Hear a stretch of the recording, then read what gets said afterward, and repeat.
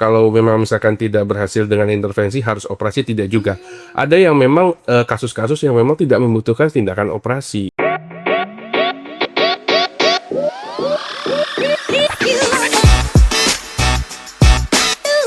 Halo Sobat Sentra, selamat datang kembali di Sentra Stage. Kita kembali lagi bersama saya Dr. Amalia. Nah, hari ini podcast kali ini tuh seru banget karena kita akan bahas tentang nyeri. Mungkin banyak dari Sobat Sentra di rumah atau keluarganya yang mengalami nyeri yang terus-terusan dirasa kok nggak hilang-hilang. Terus takut nih mau ke dokter karena wah nanti operasi besar nih atau segala macam. Tenang aja Sobat Sentra, hari ini kita kedatangan narasumber kita yang sangat spesial, yaitu ada Dr. Stefanus Gunawan, spesialis bedah saraf, Fellowship Neuro Tulang Belakang, Fellow of Indonesian Neurospine Society, Fellow of Indonesian Neuropain Society, Fellow of Interventional Pain Practice, dan Certified Interventional Pain Practitioner yang akan membahas tentang pain reset, menaklukkan nyeri tanpa takut operasi. Selamat datang dokter, apa kabar dok? Selamat, terima kasih Dr. Amalia. Baik dokter, gimana sehat dok hari ini? Sehat. Alhamdulillah. Segar. Segar ya dok. Terima kasih. Oke. Dokter, ini banyak Sobat Sentra nih yang bertanya-tanya tentang nyeri nih dok. Nyerinya lama banget dirasain, kok nggak hilang-hilang. Nah, tadi luar biasa hari ini dokter Stefanus mendalami tentang nyeri juga ya dok ya. Sebenarnya kalau boleh tahu dok, nyeri itu dari sudut pandang bedah saraf itu seperti apa sih dok? Iya, halo Sobat Sentra. Jadi nyeri itu adalah pengalaman emosional dan rasa yang tidak menyenangkan sebagai respon atas adanya kerusakan jaringan di badan kita. Ya, begitulah definisi nyeri ya menurut International Association of Study of Pain ya. Namun sebenarnya gimana sih dok, otak itu bisa menangkap sinyal nyeri dari tubuh itu dok? Iya, jadi kalau ada rasa nyeri di tubuh kita, ya akan terjadi yang namanya proses konduksi, lalu transduksi, lalu sinyal itu akan diantarkan ke otak ya melalui jaras-jaras saraf yang ada di tubuh kita, dan otak nanti akan merespon, akan memberitahukan di tubuh kita kalau ada nyeri gitu. Contoh misalkan kalau jari kita kena api gitu ya, nah itu kan ada reaksi gitu ya. Jadi ada sinyal yang diantarkan ke otak, lalu otak akan menyuruh itu nyeri. Jadi kita disuruh untuk menghindar dari api tersebut gitu. Oke, nah dok, kalau misalnya di bedah saraf sendiri nih dok, what kind of pain nih yang dokter lakukan, nyerinya yang seperti apa biasanya dok, yang dokter tindak dok? Iya, kalau nyeri di bedah saraf itu, jadi sebenarnya kalau bedah saraf ini kan menangani kasus-kasus otak, tulang belakang, dan nyeri. Nah, nyeri ini memang kadang belum banyak yang tahu kalau bedah saraf itu menangani juga nyeri, mulai dari nyeri kepala, nyeri leher, nyeri bahu, nyeri pergelangan tangan, nyeri punggung, nyeri pinggang, nyeri lutut, nyeri pergelangan kaki, nyeri telapak kaki. Jadi kita semua menangani itu ya, karena memang untuk dokter bedah saraf yang memang dia juga menangani pain, dia juga akan menangani nyeri-nyeri yang demikian begitu. Oh, berarti sebenarnya hampir seluruh tipe nyeri ya dok bisa ditangani oleh bedah saraf dok? Iya, betul. Karena kan memang menurut Perkonsil nomor 40 tahun 2018 bahwa kami ini bedah saraf juga termasuk salah satu yang mendapatkan kompetensi untuk melakukan tindakan intervensi nyeri begitu. Wah, ini ilmu baru ya Sobat Sentra untuk kita semua. Nah dok, sebenarnya banyak juga mungkin nih dok yang mengalami nyeri tersebut tapi takut, aduh kalau ke dokter bedah saraf kita akan dioperasi nih di A, B, C, jadi ragu nih dok. Emang apakah memang semuanya harus dengan operasi besar atau bagaimana dokter? Tidak, nah ini dia. Kadang persepsi yang salah di masyarakat ya. Namanya dokter bedah. Bedah itu dianggapnya membedah-bedah, membelek-belek gitu ya. Betul, Padahal tidak selalu demikian. Yang namanya kami bedah saraf itu pasti kami akan periksa dulu kira-kira apakah ini indikasi operasi atau tidak begitu. Kalau memang misalkan tidak, mungkin akan diawali dengan obat-obatan, kemudian fisioterapi. Jika tidak mempan juga, artinya nyerinya masih ada dan belum indikasi operasi, mungkin kami akan melakukan tindakan yang namanya pain intervensi. Setelah itu, kalau memang diperlukan, baru dilakukan tindakan operasi. Oh, jadi nggak langsung dibelek teman-teman. Jadi tetap diperiksa dulu awalnya. Iya, pasti diperiksa dulu. Iya. Oke. Nah, dokter tadi sempat mentioning tentang pain intervensi. Dok, boleh nggak sih tolong jelasin nih ke kita, pain intervensi itu sebenarnya apa sih, dok? Iya, pain intervensi itu intervensi ya. Intervensi itu kan artinya ada satu tindakan yang mengintervensi ke pasien begitu ya. Nah, intervensi yang dimaksud di sini adalah dengan menggunakan jarum. Jadi bukan operasi ya, jadi kita menggunakan jarum seperti disuntik begitu ya. Jarum itu biasanya kan kalau selama ini mungkin banyak juga dokter-dokter yang melakukan tindakan suntik gitu ya, bahkan dokter umum pun saya lihat memang sudah ada yang melakukan tindakan suntik. Tapi itu biasanya blind begitu ya. Yang disebut dengan intervensi itu kami menggunakan guiding. Penuntun ya, bisa dengan ultrasound ataupun dengan fluoroskopi ya, atau ronsen itu ya. Nah, supaya apa? Supaya jarum kita tuh tepat posisinya ke tempat yang masalahnya. Jadi istilahnya langsung ke TKP gitu. Ya, di mana tempat nyerinya ada, di situ yang kita lakukan intervensi begitu. Oh, oke. Nah, kira-kira jenis-jenisnya apa aja sih, Dok, dengan jarum itu? Apakah hanya satu metode atau terbagi menjadi beberapa metode yang beraneka ragam, Dokter? Iya, kalau metode sebenarnya pada prinsipnya sama, cuman tergantung kasus ya. Artinya gini ya, yang namanya intervensi yang kita kerjakan itu bisa pada jaringan atau muskuloskeletal, itu kan artinya otot, tulang gitu, kemudian sendi ya, terus kemudian tulang belakang ya, dan kemudian juga untuk nyeri-nyeri saraf ya, misalkan saraf kejepit di pergelangan tangan atau mungkin CTS gitu ya. Kemudian juga untuk nyeri-nyeri pada penderita kanker gitu. Oh, itu juga bisa, Dok? Bisa dengan intervensi. Jadi kami bisa blok sarafnya ya, supaya nyeri pada orang kanker itu nyerinya itu berkurang begitu. Oh, berarti apakah ini termasuk di terapi minimal invasif bisa dikatakan, Dok? Atau bagaimana, Dokter? Iya, memang agak beda dengan minimal invasif ya. Kalau minimal invasif itu masih ada insisi, artinya masih ada sayatan kulit yang kecil gitu ya. Contoh misalkan tindakan endoskopi pada tulang belakang gitu ya, dimana kami juga kan melakukan tindakan tersebut. Nah, itu masih ada insisinya walaupun kecil, mungkin sekitar 1 senti begitu ya. Nanti akan ada kamera masuk ke dalam, itu namanya tindakan invasif. Jadi masih ada sayatan ya. Kalau intervensi benar-benar kami hanya menggunakan jarum begitu. Tuh, tanpa sayat-sayat, Sobat Sentra. Jadi nggak perlu khawatir karena banyak, Dok, yang aduh, konotasinya dokter bedah tuh langsung pasti dibelek nih. Ternyata enggak ya, Dok ya. Nah, tadi saya sempat tertarik nih, dokter bilang bisa juga untuk pain di cancer, lalu juga CTS dan lain sebagainya. Kalau selama pengalaman dokter nih, sebenarnya pasien itu banyak datang ke dokter, terutama tuh dengan keluhan apa sih, Dok, yang paling sering dokter temui? Paling banyak nyeri itu adalah nyeri pinggang memang ya, yang datang ke saya gitu ya. Nyeri pinggang ya, Dok? Iya, nyeri. Karena usia tua kah atau karena trauma atau gimana, Dok? Macam-macam. Kebanyakan biasanya karena degeneratif ya. Degeneratif itu jangan dianggap sebagai tua gitu. Jadi bukan, tapi kalau saya lebih suka mengartikannya sebagai aus. Aus itu artinya sudah terlalu banyak dipakai ya. Aus artinya memang mungkin karena aktivitas yang banyak, aktivitas yang berulang-ulang gitu dengan posisi yang salah gitu ya. Itu biasanya degeneratif ya. Yang itu paling sering terjadi sih, yang paling sering datang ke saya. Oh, tapi memang mostly di pinggang ya, Dok, ya, Yes, sering ya. yes. Oke, nah ini mungkin juga banyak nih. Mungkin saya juga kadang suka nyeri-nyeri pinggang juga nih, Dok. Nah, sebenarnya, Dok, tadi kan dokter bilang memang tidak langsung tindakan yang besar juga nih, Dok. Sebatas mana sih, Dok, pasien ini cukup untuk dilakukan terapi tadi atau harus langsung dilakukan pembedahan? Kira-kira apa cut off-nya, Dok? Ya, of course kita harus periksa dulu pertama ya, dari cerita pasien, kemudian kita akan perlu periksa kondisi pasien ya, mulai dari pemeriksaan fisik tentu saja ya, nanti akan diperiksa oleh kita, dan kemudian juga kita perlu yang namanya pemeriksaan penunjang. Pemeriksaan penunjang itu seperti MRI ya, magnetic resonance imaging ya. Jadi itu untuk melihat apakah ada memang betul-betul ini butuh operasi atau tidak begitu, atau masih sebatas kita masih bisa lakukan tindakan intervensi. Karena memang yang namanya nyeri itu biasanya kompleks ya. Kompleks, jadi dia tuh nggak cuma satu biasanya penyebabnya ya, apalagi kalau sudah lama begitu ya itu. Oke, Dok. Nah, berarti, Dok, berapa lama, Dok, tenggamnya misalnya dilakukan pain intervensi? Apakah ada misalnya 3 bulan tidak membaik kita operasi, atau memang berdasarkan hasil evaluasi MRI-nya lagi, atau bagaimana, Dokter? Ya, jadi sebenarnya tidak selalu harus gitu ya. Jadi memang kita bisa lakukan tindakan intervensi itu, dan tindakan intervensi itu bisa diulang. Dan tindakan intervensi ini dia juga ada stepnya juga ya.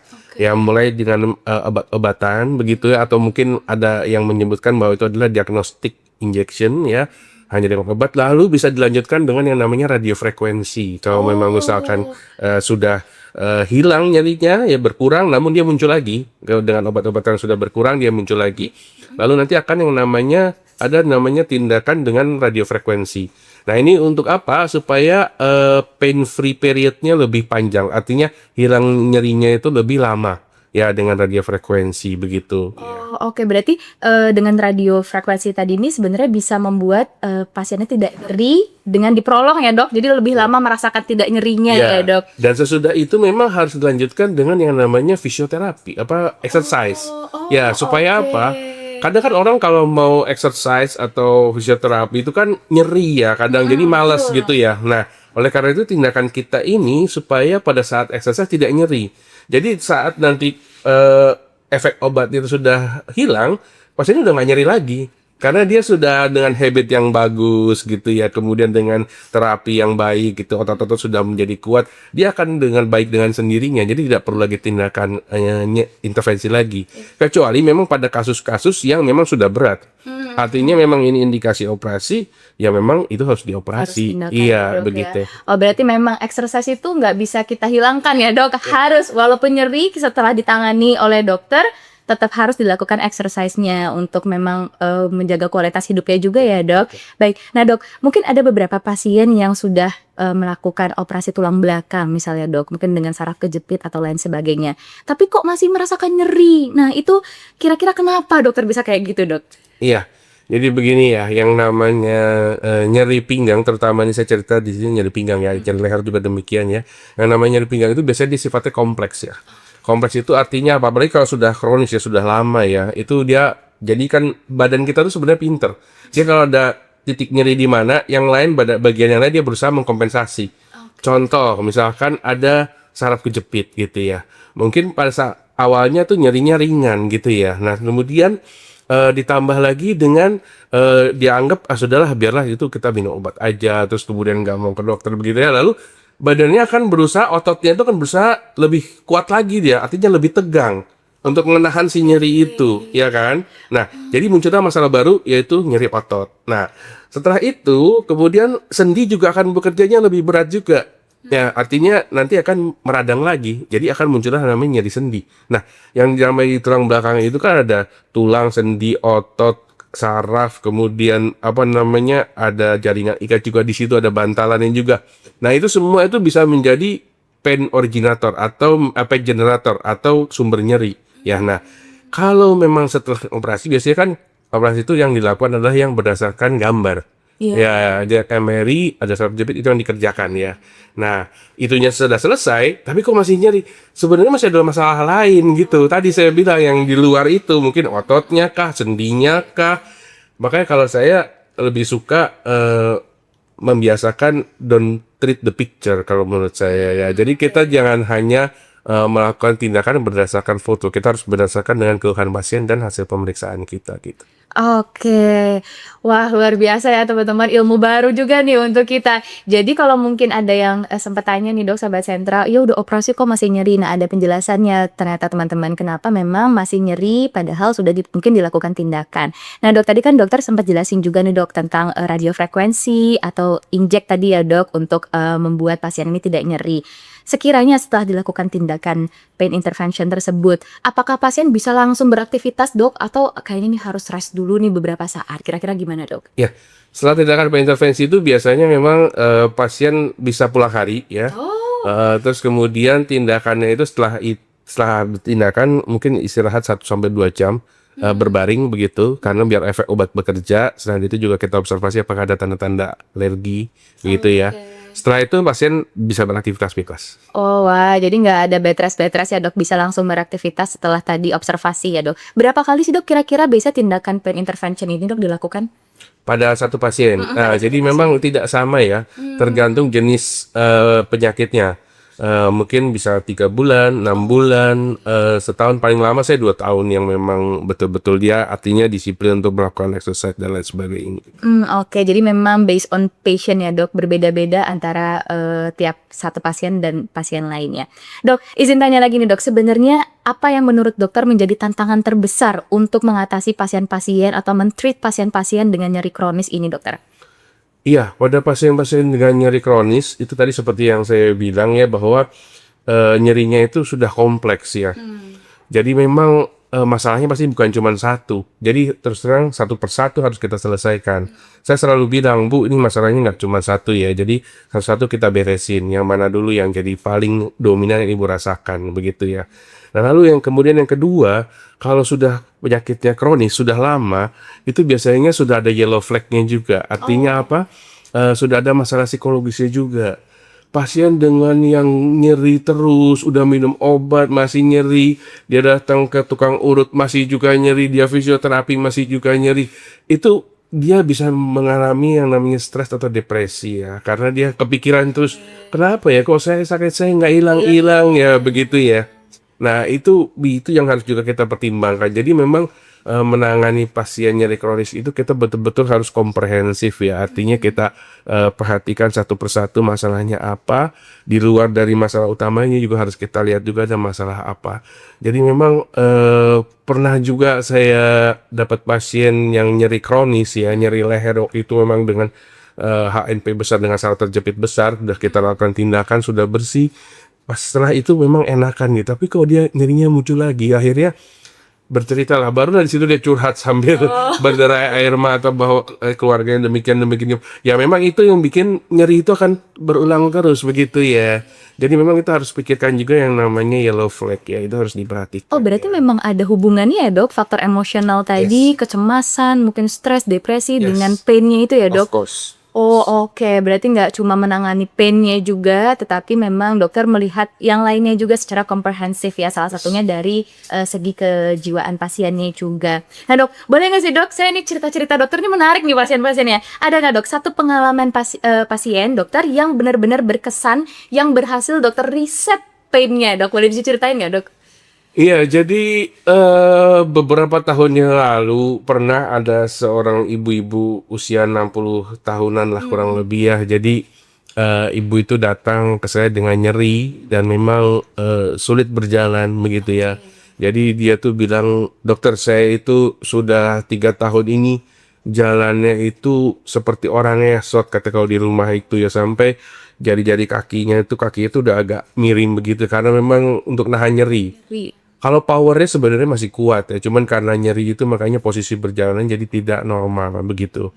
Nah kemudian ibu ini datang, kemudian saya periksa, memang ada kelainan di tulang belakang gitu ya. Dan memang kalau dari saya pada saat itu memang saya sarankan untuk operasi ya. Cuman memang ibu itu terus terang memang tidak mengoperasi karena mengingat usia, juga mengingat ketakutannya dengan operasi. Akhirnya saya tawarkan, ya sudah kalau nggak mau mungkin kita bisa lakukan tindakan suntik injeksi untuk mengurangi sakit begitu ya. Dan memang syukurlah setelah itu nyerinya itu jauh berkurang. Ya, dan ibu itu senang sekali gitu ya, datang kontrol, dokter sekarang saya sudah bisa masak, sekarang saya sudah bisa nyapu katanya, dan aktivitas sehari-harinya sudah bisa dia kerjakan lagi yang tadinya nggak bisa, kebanyakan di tempat tidur begitu ya. Itu merupakan suatu kebahagiaan lah kalau buat saya itu yang mendengarkan hal yang seperti itu. Artinya apa? Memang nyeri ini ya, tindakan intervensi ini kadang memang pada beberapa itu agak terlalu disepelekan kalau menurut saya ya. Padahal kalau menurut saya ini adalah untuk tindakan untuk memperbaiki kualitas hidup orang ya. Ya mungkin efeknya kalau dibilang itu kan nanti akan baik lagi, ya memang bisa balik lagi, tapi tergantung dengan aktivitas dan juga dengan exercise yang pasien itu lakukan begitu ya. Itu akan memperbaiki juga kondisi pasien untuk seterusnya begitu ya. Artinya baik lagi ke kedisiplinan masing-masing pasien begitu ya. Dan itu sangat baik untuk tadi saya bilang memperbaiki kualitas hidup pasien ya. Wah luar biasa sekali ya dok, jadi pasiennya datang kontrol, udah bisa jalan, udah bisa aktivitas ya dok ya, luar biasa. Jadi memang pain intervensi ini salah satu goalsnya juga adalah naikin kualitas hidupnya pasien tadi ya dok. Nah dok, mungkin nih kalau kayak saya deh atau teman-teman lain nih, untuk mencegah terjadinya nyeri ini dok sejak dini ini, kira-kira apa yang bisa kita lakukan nih dok? Saya juga kadang suka nyeri-nyeri punggung, nyeri-nyeri leher, mungkin overuse atau gimana, kira-kira apa dok yang bisa kita lakukan dokter?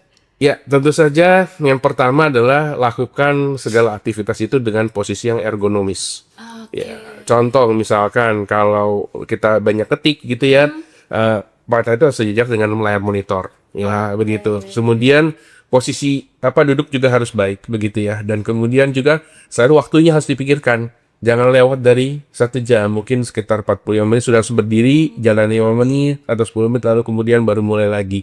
Jadi harus lebih banyak bergerak daripada diam begitu ya. Nah, kemudian misalkan untuk para pekerja yang suka angkat barang berat gitu ya, itu juga harus diatur gitu, artinya dengan sesuai dengan kemampuan ya. Mungkin kalau bukan atlet jangan angkat-angkat barang yang terlalu berat gitu ya. Kita kan bukan atlet ya. Dan kalau angkat barang di bawah gitu sebaiknya dengan jongkok dulu. Oke. Jongkok dulu angkat baru gitu ya. Nah, yang seperti itu memang harus diperhatikan. Lalu yang kedua memang exercise ya, itu sangat membantu supaya badan kita lebih lentur, lebih kuat begitu nih. Oke, jenisnya kalau untuk exercise ada rekomendasi nggak dok? Apa mungkin yoga atau apa dok? Bebas sih pada prinsipnya ya. Cuman kalau untuk asuransi tulang belakang saya lebih menyarankan untuk berenang. Karena berenang itu memperkuat otot punggung ya. Itu kan dia menopang tulang belakang kita ya. Jadi tulang belakang kita akan lebih kuat gitu ya. Kalau kayak mobil mah itu shock breakernya jadi lebih enak gitu dipakainya. Jadi harus ya, kalau dengan berenang itu sangat baik kok ya. Ataupun kalau pada dok saya nggak bisa berenang, ya udah itu jalan aja di air ya gitu. Karena memang jalan di air itu mengeluarkan energi lebih besar daripada jalan di darat gitu, dan ototnya akan lebih terlatih sih ya. Tapi jangan yang sepinggang ya, tapi yang sedada jalannya ya, karena kalau enggak kan nanti enggak. Sama aja nggak kena ya dok belakangnya ya dok. Wah ini ilmu baru nih teman-teman. Jadi kalau yang nggak bisa berenang, no masih bisa jalan di air tapi sedada ya dok ya, jalan karena lebih bisa memperkuat ototnya. Baik dok, sebelum kita tutup mungkin ada pesan nggak dari dokter nih untuk sobat sentra sekalian yang masih ragu atau takut nih udah nyeri tapi takut mau ke dokter, kira-kira ada pesannya dok, silahkan. Oke Sobat Sentra, jadi kalau Anda sedang mengalami nyeri apapun itu ya, dan sudah diminum obat selama 1 bulan tidak ada perbaikan, jangan ragu, datang saja untuk berobat, karena memang berobat itu tidak harus selalu disuruh operasi ya, karena orang takut kayaknya dengan operasi ya. Saya rasa dengan berobat kita justru jadi tahu apa penyakit kita ya.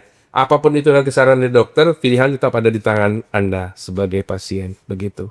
Oke dok, izin mungkin kalau ada sahabat sentra yang mau ketemu dokter nih, dokter praktek di Cibinong, di Sentra Medika Cibinong di hari apa dan jam berapa nih dokter?